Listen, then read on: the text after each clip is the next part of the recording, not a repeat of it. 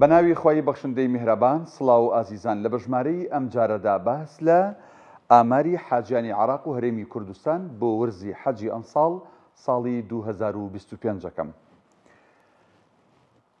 بێگومان ئەم ساڵ لە عێراق 39,000 کەس بڕیارە بچن بۆ فەریزەی حەج کە پشکی هەرێم لە 13.16 کە ئاکاتە 5,136 کەس.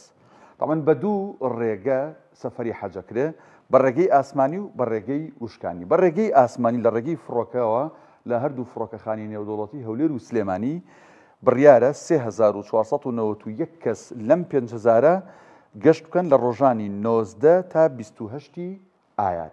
واتە لە 19 تا 28 ئایار دەبێت لە ماوەی ئەو 9 ڕۆژەدا هەموو ئەو حاجیانەی کە بڕیارە لە ڕێی فڕۆکەخانەکانەوە بڕۆن سەفەرەکانیان بەجێبگێنن.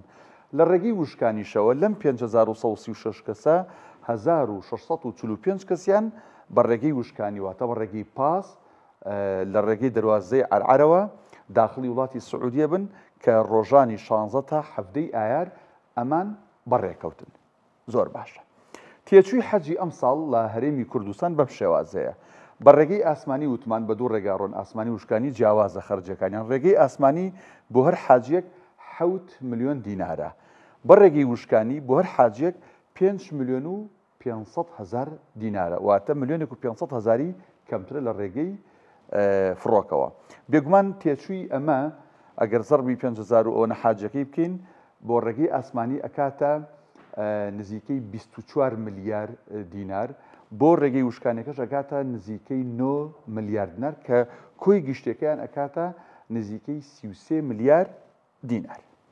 باش، بەراوردی ئاماری حاجانی هەرێم لە وەرزی ساڵی 2024 لەگەڵ ئەم ساڵ 2025 بەم شێوازە بۆ ساڵ 2024 4,658 حاجی چوون بۆ حەج.